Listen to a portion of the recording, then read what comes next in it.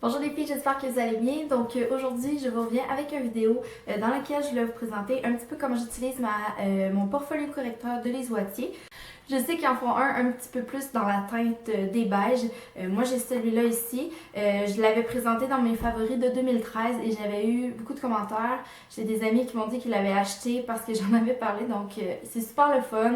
Mais je sais que moi, quand je l'ai acheté, je savais pas du tout comment l'utiliser parce qu'on s'entend que c'est des couleurs et j'étais plus ou moins à l'aise avec l'idée. Donc j'ai cherché sur YouTube et j'ai trouvé un vidéo. Il y avait celui de Lise Wattier qui en faisait un que j'ai trouvé pertinent, mais j'en avais pas vraiment vu d'autres. J'en avais vu, je pense, un autre. Donc, je me suis dit pourquoi pas faire une petite vidéo sur comment moi je l'utilise. J'utilise pas toutes les couleurs à tous les jours, mais si, mettons, vous préférez vraiment, vous aimez pas beaucoup vous maquiller, je pense que ce portfolio-là ou l'autre dans la tête des beiges, dépendamment de votre couleur de peau, fait vraiment la job. C'est sûr qu'utiliser tout seul, c'est un petit peu moins évident par exemple parce que c'est quand même des couleurs, donc on veut quand même ajouter soit un fond de teint ou une BB crème ou un hydratant teinté par-dessus, vraiment comme pour bien cacher les couleurs. Donc voilà, j'espère que ça va vous être utile. Les teintes sont écrites en arrière ici. Premièrement, je vais venir chercher ma teinte ivoire, qui est celle-là ici, pour venir cacher mes cernes. Je vous avoue que c'est pas le cache-cerne que j'utilise le plus souvent, mais je trouve que pour vraiment ajouter, des fois j'ai des cernes un petit peu plus bleutées, pour ajouter vraiment une petite couvrance de plus, là, ça fait vraiment bien le travail, pardon. Donc je viens en mettre sur mon doigt et je viens le tapoter en 3 points ici comme ça. J'en mets vraiment pas beaucoup, ok? Parce que c'est vraiment super crémeux et ça couvre vraiment tout seul. Donc on n'a pas besoin d'en mettre beaucoup.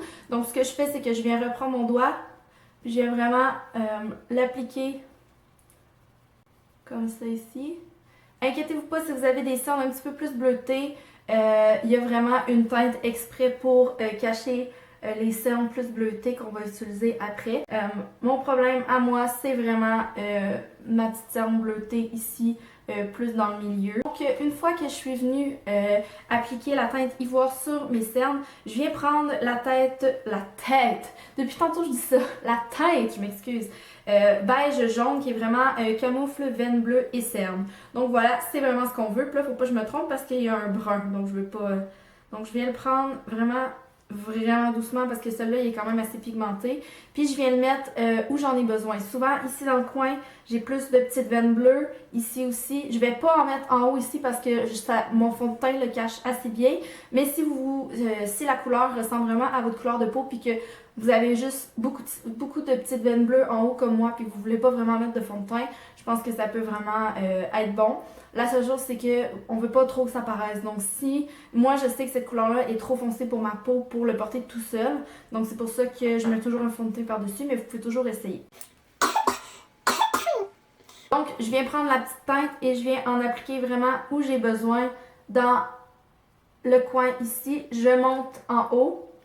Donc on voit déjà là que ça l'a quand même caché. C'est sûr que côté cache-cerne, moi, plus ou moins, c'est pas ce que j'utilise le plus de mon correcteur parce que j'ai un cache-cerne que je trouve qui va encore mieux, mais encore là, comme je vous ai dit, cette vidéo-là, je l'ai fait vraiment pour vous montrer comment je l'utiliserai. Je viens prendre un petit pinceau à fond de teint ici, puis je viens juste tapoter pour vraiment enlever l'excès puis être vraiment sûre que ça soit unifié. Ensuite, c'est déjà tout pour le moment parce que je vais aller faire mon teint parce que je vais utiliser ma petite teinte verte ici. Pourquoi est-ce que je ne l'utilise pas directement sur ma peau? La teinte verte, en passant, c'est pour cacher les rougeurs. Je m'excuse, je ne l'avais pas dit. Pourquoi est-ce que je l'utilise pas directement sur ma peau? Parce que après ça, quand je viens mettre mon fond de teint, ça disparaît complètement. Donc, je préfère vraiment appliquer mon fond de teint en premier pour donner comme une petite base. J'avais oublié de vous dire aussi qu'avant de commencer mon maquillage, j'avais utilisé ma base ici, L'Oréal River to Lift Miracle Blower, vraiment au niveau de ma zone T parce que c'est un maquillage que je vais porter toute la journée de toute façon, donc je voulais m'assurer d'avoir une base. Donc je vais prendre mon Outlast Stay Fabulous de CoverGirl avec mon éponge de Quo et je vais venir faire mon teint comme je le ferais habituellement.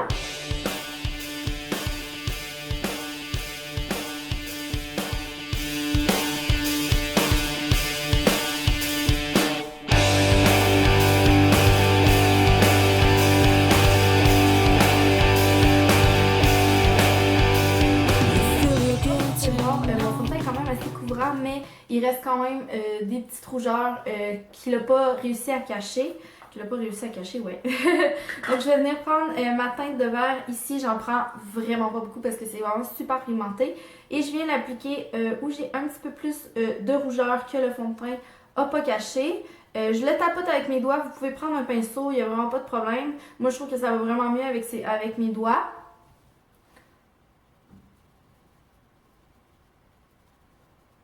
Inquiétez-vous pas, ça restera pas vert, on va remettre du fond de teint par-dessus. L'important par contre, c'est vraiment que vous estompez super bien parce que sinon ça fait vraiment des grosses plaques vertes, c'est pas très joli. Donc avec vos doigts ou avec un pinceau, des fois j'utilisais mon pinceau à fond de teint, je trouvais que ça allait super bien.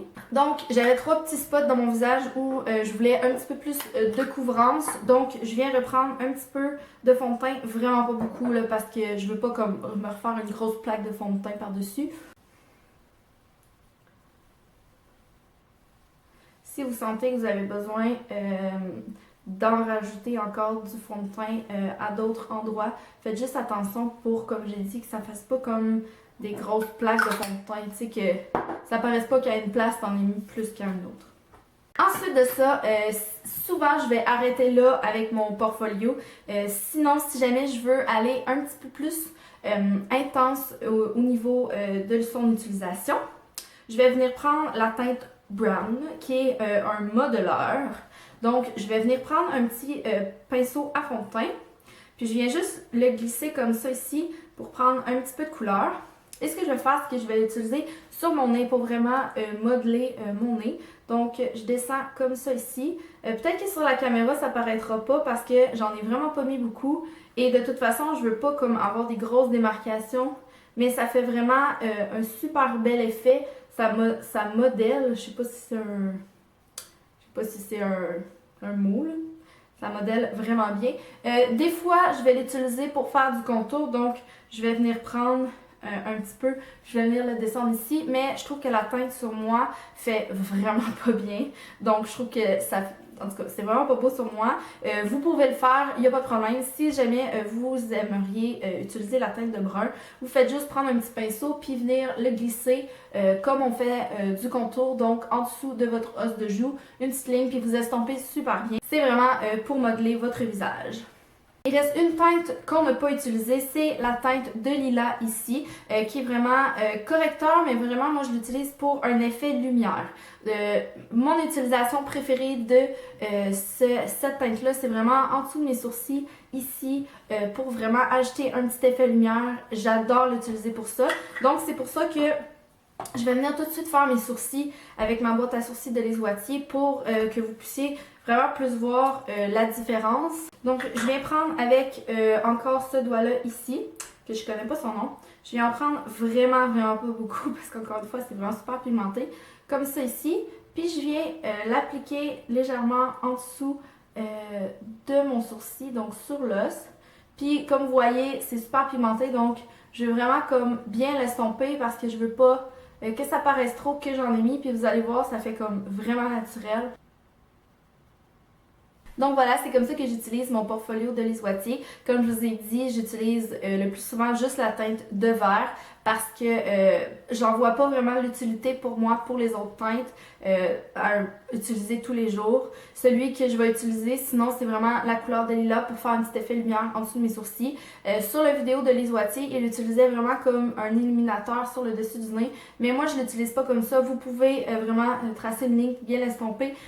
Ça fait vraiment un joli effet lumière, mais sur moi, je trouve que ça fait pas vraiment joli. Donc, c'est pour ça que je l'utilise pas. Donc, c'était vraiment un avis très personnel de comment je l'utilise. Vous avez pu voir que au niveau du cache-cerne, Ça cache pas comme 100% bien mes cernes. C'est pour ça que je l'utilise très rarement pour ça. Mais je connais des gens pour qui ça fonctionne super bien. Donc je voulais juste vous montrer un petit peu comment j'utilisais ces couleurs-là. Donc je vais terminer mon maquillage et puis je vous reviens par la suite. Voilà, j'espère que vous avez apprécié et nous on se revoit à mon prochaine vidéo. Sur ce, je vous souhaite vraiment de passer une excellente fin de journée de ce beau mois de mars. Bye! Moi, j'ai mis dans la tête des plus foncées. Je sais qu'il y en font une dans la tête un petit peu plus dans la tête. Je suis vraiment n'importe quoi, ça m'arrive vraiment souvent de dire n'importe quoi. Sur Facebook, n'importe où, partout, vous pouvez m'appeler, vous pouvez, ouais, Snapchatter. All the words that you give